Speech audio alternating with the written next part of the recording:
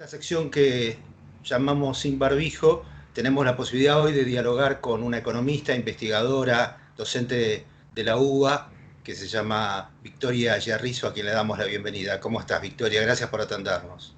Hola Marcelo, ¿cómo estás? Muy bien. Bueno, además recordamos, Victoria es la directora del Centro de Economía Regional y Experimental, el CERCS, y ha escrito ya un libro que está en la plataforma Ideame y supongo que ya próximamente va a estar a la venta en otras plataformas también, de eso vamos a hablar con ella, que se llama Alberto, tenemos un problema, y con una pregunta en la bajada que dice, ¿y si reseteamos la economía? Y la pregunta es si se trata de un plan pensado para la pospandemia, si el libro lo empezaste a pensar antes de la pandemia, si ya veías las dificultades que iba a enfrentar el gobierno por la herencia recibida, cómo fue que surgió el libro y qué es lo que propones en el libro. Bueno, el libro en realidad son lineamientos para la pospandemia.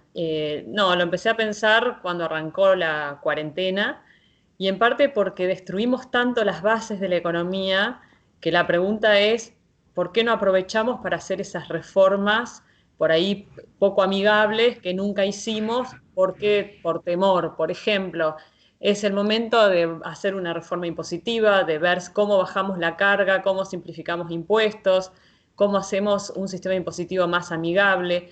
En general esto nunca se hacía por el temor a la pérdida inicial de recaudación que se podría llegar a tener. Sin embargo, hoy perdiste tanta recaudación y el Estado se está haciendo cargo de inyectar tanto dinero con emisión monetaria que una de las preguntas es si no es el momento adecuado para meter una reforma tributaria.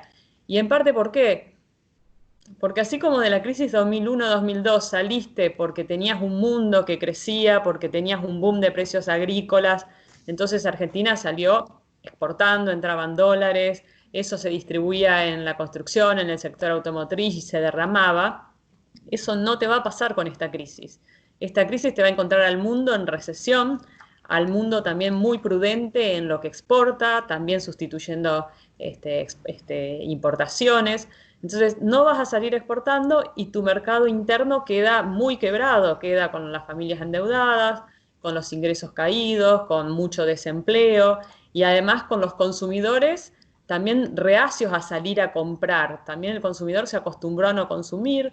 Incluso en aquellas ciudades donde la cuarentena está más relajada, vos ves a la gente que todavía por temor está encerrada, las clases no empezaron y todo eso, la no circulación de gente te reduce el consumo. Entonces, no vas a salir por ese lado y la pregunta es de qué manera van a sobrevivir las empresas, el comercio en principal, si vende menos. Entonces, el comercio se va a achicar y una de las formas para que porque vamos a una economía de menos consumo, se van a vender menos cantidades, cuando el comercio estaba acostumbrado por sus altos costos a que necesitaba vender mucho para subsistir. Hoy no va a vender mucho y lo único que le queda es que bajen sus costos. Y acá el gobierno yo creo que tiene herramientas en la mano para ayudar a bajar los costos de las empresas. Uno es el costo tributario, también los costos financieros, hay que forzar a los bancos a que reduzcan los costos financieros. Miremos los números del último estimador mensual de actividad económica. Todos los sectores cayeron bruscamente y el sector financiero cayó muy poquito, 3,2%. O sea que es un sector que a pesar de todo, las pérdidas son muy inferiores a lo que pierde el resto de la economía. Cuando se habla de reforma financiera, hay un tema que estuvo dando vueltas, que es el impuesto a las grandes fortunas. ¿Tenés posición tomada sobre ese tema? ¿Te parece que es Sí, viable? ¿Te parece que no tiene sentido? sí, reforma impositiva. Mira, yo creo que es inevitable porque una de las enseñanzas o moraleja que nos dejó esta crisis es que si un sistema de salud está cubierto si todos los individuos están cubiertos. Porque vos fíjate, ¿por dónde entra el virus? Por las clases más altas, ¿no? ¿Por dónde se propaga? Por las clases más bajas y ahí se propaga rápidamente. ¿Por qué? Porque los sistemas de salud son más vulnerables, porque por los problemas de hacinamiento, por el déficit habitacional. Entonces, si uno piensa en una economía donde vamos, que pueden venir otras tragedias, y de hecho hay muchos especialistas que dicen este virus es consecuencia también de cambios climáticos, de el tráfico de animales, y predicen, qué sé yo, inundaciones, tormentas. Si uno toma como moraleja eso, la realidad es que hay que resolver los problemas de las clases más vulnerables. O sea, estas inequidades en la distribución del ingreso creo que no son sanas para la economía. Entonces, sí estoy de acuerdo con un impuesto a las grandes fortunas que no afecte la acumulación de capital, porque, digamos, si uno mira una empresa grande, necesita de mayores niveles de acumulación de capital para sostenerse que una empresa más chica, pero sí a las grandes fortunas que permita distribuir mejor el ingreso. Por ejemplo, toda la economía informal, también la cuarentena hizo agua por todo el sector informal que de pronto se quedó sin ingresos y sin ninguna cobertura. Mira, hay un caso en Perú que es totalmente ilustrativo. En Perú, claro, la gente, cuando se puso la cuarentena, la gente tenía que salir día a día a comprar porque muchísima gente informal no tenía heladera en la casa. Entonces eso hacía que tenía que salir a diario. Y eso también pasa en la Argentina, en los barrios más vulnerables. Entonces, sí creo que esto nos deja, una de las moralejas que nos deja, que necesitamos ir hacia una economía con un ingreso mejor distribuido. ¿Y te parece que este gobierno tiene esa predisposición?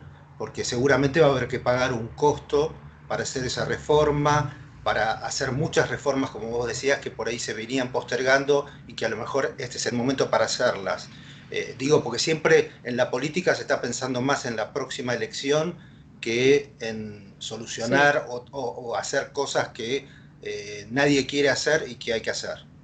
El tiempo para hacerla es ahora. Y te digo algo, si vos le vas a poner un impuesto a las grandes fortunas, pero eso no está en el marco de una reforma tributaria, vas a tener la resistencia. ¿Por qué? Porque la gente va a decir, me estás poniendo un impuesto que a dónde va, a las arcas del gobierno, y se pierde en los pasillos del Ministerio de Economía, de la Casa Rosada, en corrupción. Entonces, me parece que la gente tiene que saber hacia dónde va eso. Y es cierto que el año que viene es un año de elecciones donde los gobiernos van a intentar ganar elecciones, y por eso también o sea, en lo que no tenemos que caer es en dar y dar y dar recursos solo para ganar votos, ¿no? Claro. Me parece que eso sería lo peor que podemos hacer. Pero sí es momento para plantear algunas reformas importantes para hacer en la Argentina. Si no se hace ahora, después va a ser muchísimo más difícil, porque lo que repito es, hoy tenés la economía destruida, todo lo que haga el gobierno hoy va a tener poca oposición. Digo, cortes de calle, todo lo que pueden ser esas quejas las vas a tener más limitadas, justamente porque la gente tiene miedo y no sale a la calle, ¿no? Digamos, los primeros tiempos de la cuarentena, yo creo que todos coincidimos que fueron necesarios y estuvieron bien. Lo que sorprende fue la lentitud del gobierno en después actuar sin paralizar tanto la economía, viendo que con todos los protocolos podría haber funcionado la economía, aunque sea a media máquina o a un cuarto de máquina, podría haber funcionado. Entonces, creo que eso lo desgastó mucho, y tampoco se ganó ese tiempo para decir, bueno, voy a plantear un rumbo. Alberto Fernández dijo, yo no creo en los planes económicos. Posiblemente no está mal lo que dice, pero por lo menos que nos marquen un rumbo.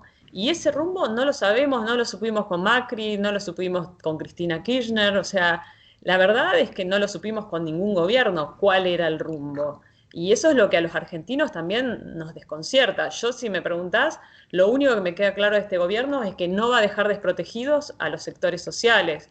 Lo que no me queda claro es cómo los va a proteger más allá de la emisión y los subsidios que les pueda dar, sin un sector productivo fuerte que genere empleo y que además a la misma gente que gana 10.000 pesos, que cobra los 10.000 pesos por mes, hay mucha gente que los cobra pero que hoy quisiera estar trabajando, no Claro. estar recibiendo el subsidio del gobierno con todo lo que eso implica.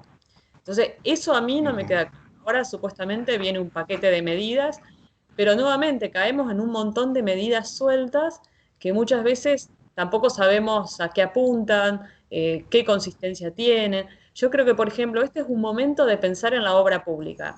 Pero si vamos a pensar en la obra pública de siempre, licitaciones a grandes empresas, grandes rutas y todo eso, y no te va a servir tanto para reactivar. Tenemos que pensar en obra pública donde contrates empresas chicas, donde, por ejemplo, mejores las escuelas, los centros de salud, los barrios, que uses mano de obra local.